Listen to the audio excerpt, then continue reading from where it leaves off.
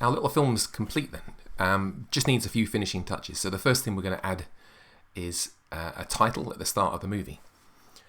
We're going to overlay that on this opening scene here. Just pop a title down the bottom. So we need to add some text. Now, the way this bit of software adds text is by creating a new bit of media here that becomes part of our library. So clicking on New, what we want is a composite shot. So a composite shot is essentially a timeline, a kind of independent little clip with its own timeline, which you can later insert into your master timeline. So the film we've done so far could have actually been done as a composite shot, which would have dropped into our main timeline. If we were doing a long film that was made up of many clips with lots of chroma keying and that kind of thing, that's exactly what we would have done. We would have done a composite shot, made our short clip, finished it, put it in the main timeline, then done that again for the next scene, and so on. For this little short movie, it really wasn't necessary to do that. For doing titling though, we need to use a composite shot. So it's asking us to name it. We'll call it title. You can set the duration here, or you can adjust it later. I'll set it in advance, so we want 5 seconds. We've got hours, minutes, seconds, and hundredths of a second here. And then the video size and frame rate is the same as the project as a whole. All right, so clicking OK. If you look at the timeline, we've now got 2 tabs. We've got our main master timeline here and our little composite that we're working on. Working on a composite opens up a few new tools. If you look at the main viewer up here, we've got some tools on the side here. So we are going to add a bit of text using the text tool here. You'll notice the background is a checkerboard. This means that it's transparent. So the composite what's it called? The composite shot that we're making here will be transparent, and we can overlay it onto other tracks. Okay, so selecting text here, dragging a box, and then typing inside it. So going to call our project Pokemon Gone. Just going to highlight that and head to the text panel here, and we can adjust things like font size and font and so on. So I'll make it centered. Going to choose a different font. Going to increase the font size. So let's type in 120, a bit bigger maybe, 140. Okay, that should do. So we can do things like putting outlines around the outside, a stroke outside the text here. But that's looking pretty good. Using the arrow tool here, I can pick this up, reposition it as needed. Now, having added the text onto the screen here, if you look down in this timeline down here, you'll see there is a text layer that's been added. We can add other layers, other bits of text, shapes, logos, whatever you want to add to this particular composition. Right, I want the text to stand out from the background a little more than it would do if I just left it as a plain bit of writing here. So I'm going to head to the effects library here, and what I'm looking for is a drop shadow, a shadow that sits behind the text to lift it off the background. There's a lot of effects in here, so the quickest way to find that is to type in shadow in the search bar. There's our drop shadow, and we pick this up and we drop it onto the text layer here. So you can see the text layer, it now has an effect. We can also see that up in the controls thing up here, the controls panel. If I expand that, we can adjust the size of the shadow and its color and so on. I think for this I'll leave it as it is, and we'll see how it looks. We can always come back and tweak it later. All right, so back to my media panel. Here's my little composition that we're going to add to the master timeline. So heading into the main editor here, picking this up. I could add this to an existing track. There's actually a bit of space here on the robot track where the title would fit in perfectly well. I'm going to leave that just for the robot itself, and put this into a separate layer. No particular reason for that. I just like to have everything separate. It's brought in an audio track by default, which I don't need, so we can delete that track and delete that blank one as well while I'm here. So at this point we can adjust the duration of this if we wanted to, if 5 seconds is too long. Looking at the preview here, that you can see the effect of that drop shadow works quite nicely. Just lifts the title off the background. Titles often transition into a scene in some way. They can scroll in or appear or fade in, and then transition out again. So transitions, once again, you'll find in the effects library here. Just going to clear out that search term, and the ones we want are video transitions down here. Various different ones. So a dissolve means you're fading from one thing to another, or if you're not going from one thing to another, you can fade something out or fade something in. Motion obviously moves things. Wiping means it's revealed, like you're opening a screen to reveal something behind it. Zooming changes the size and so on.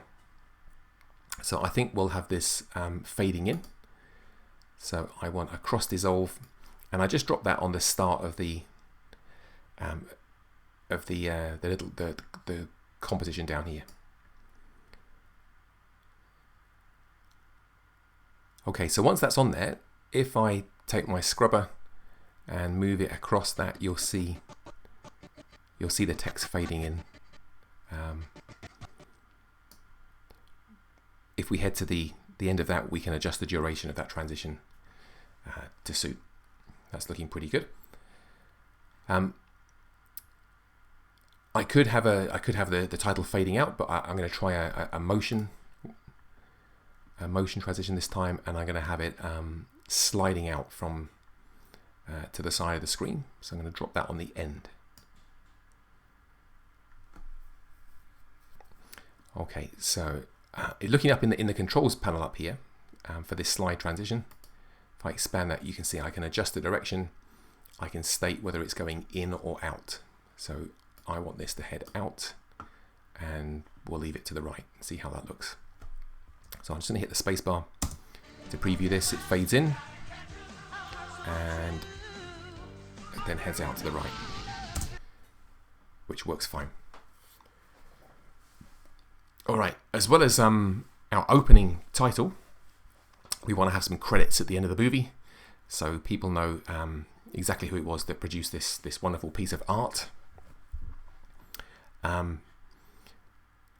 So I'm going to add that to the same layer here. So this layer is being used for titling. I'm just going to rename it and call it titles here. So in my media panel, I want a new composite shot. We'll call this one credits or end credits, and I think we'll have this one. I'm going to put 10 seconds in for now, and we'll create that. Now I could manually add on bits of text here, and there are ways of animating those. So the credits typically scroll from the bottom to the top, but there's actually a built-in end credit generator that we can use. So I can leave this completely blank here, head back to my main timeline. I'm just going to drag those end credits in. Once again, annoyingly, it comes with its audio track, which we want to delete, and that blank one's appeared again. All right, so my end credits are currently blank. If I scroll here, you'll see there's no text, there's nothing there. I've got this checkered background, so actually what I will add to the end credits here is a black background. So on the layers here, if I go to new layer, I want a plane. A plane means just a flat surface. So I pick a plane. It's set the width and the height to the same size as the frame, which is perfect. If those were different, you can click on match timeline to make it match. I'll just call it credits back, and it's set to black already. So I can hit OK, and we've now got a solid black background, or whatever color, or an image, or a movie clip. Could go there if you wanted to. So you could have some kind of animation here, like you often have at the end of animated movies. Okay, back to the main timeline. So this part of our movie is now solid black. I want to add the end credits to it. So in the effects here, search box again, if we type in scroll, so an end credits crawl. Pick it up, drop it onto the composite shot down here. All right, so this is there's quite a lot of settings to play around with this.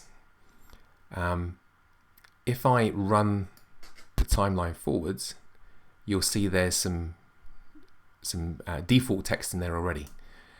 Very small, might be suitable for a big cinema screen, but not so good for some kind of online movie in a web page. So under text format, the title is this first block up here. I'm going to increase the font size, so 50 or 60 or so should be about right. That's looking good. The roles, oops, scale that back in. The roles are a list of jobs that were done by people in the movie. So you have the director, the producer, the actors' names, and so on. Similarly, I want those to be fairly large, so I'm going to put up to about 50 as well. And the names of the people will also increase to about the same size. Oops, I keep scrolling. Okay. Layout. Width 80%, horizontal position 50%, so it's centered on the screen. You could have it left aligned, off to one side, whatever you want. Now, we can tighten up the spacing or loosen it, whatever you need to do as well with the spacing here. Speed controls the vertical speed, obviously. The number of elements is how many different sections you want for your credits. So I'm actually going to bump that up to 3. The first element is the one that's got this default text in. So I'm going to change that text there to the name of the movie, and I'm going to delete these 2 bits here. These ones you can't click on to edit. You've got to click on the little A, and what you get is a little list box here, because you can put multiple lines inside here. This will make a bit more sense in a second. Delete that one. Delete that one. All right, so we're just left with a title on the first element here. The second element, starring, and then we can list our roles in the text box here. So the first role was a Pokemon.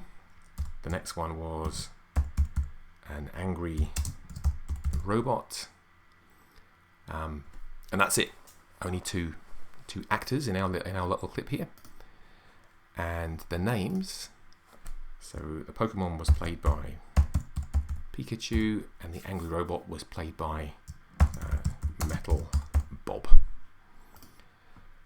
All right, let's just move that timeline forward, so you can see it looks like a proper movie credits with the roles on the left hand side, the names on the right.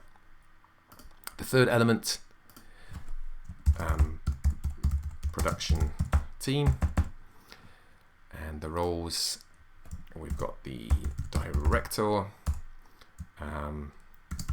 the editor, producer, the legal team, etc., etc. And the names was me. So scrolling that forward, here's our production team. Oops.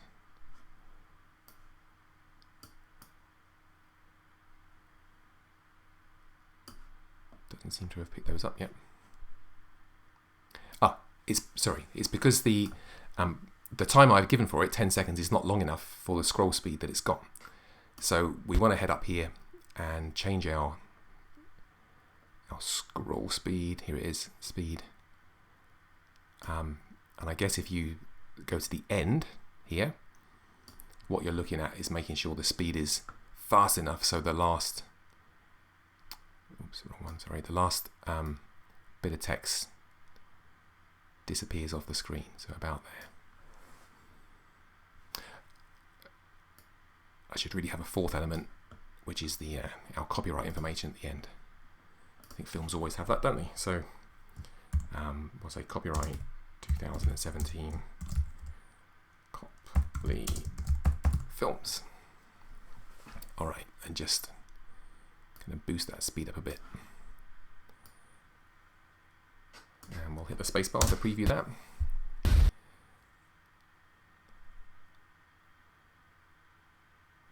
Perfect. All right, it's a little bit it's a bit quiet. Normally during credits there's some end credit music. So let's head back to our media and use this last little MP3 we've got here. Going to grab that, drop it into our timeline. Once again, I could put it on the end of one of these tracks, or I can isolate it on its own track, which I'll do in this case. So I'm going to rename that end credit music. Okay, so the this is the music from the Pac-Man game. That's of a particular duration. We best make our end credits the same duration as that. So I'll bring that back in until it locks on there. It's not long enough now, so I've got to increase the speed, or we could find some longer music, or we could repeat this. In this case, I'll just increase the speed. So I want the speed to be about there.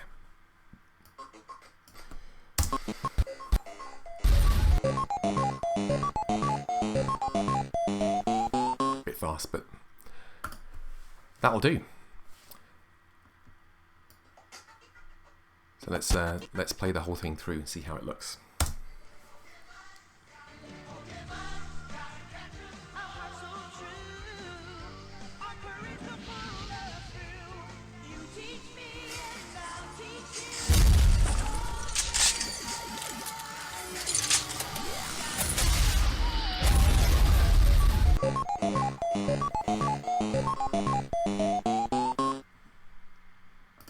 Not too bad.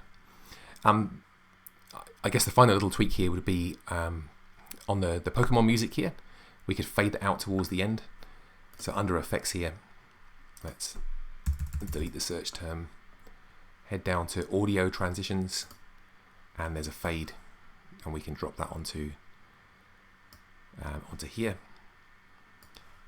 I guess fade out the explosion as well. I'm going to make the duration just a couple of seconds, 5 seconds, 4 seconds. Oops. I think it's still there if I zoom in a bit. Yeah. So I just have it fading out for 3 seconds at the end.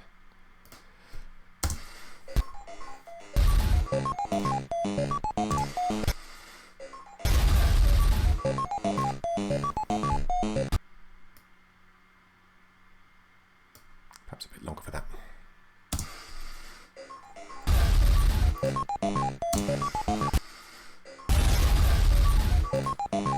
That'll do.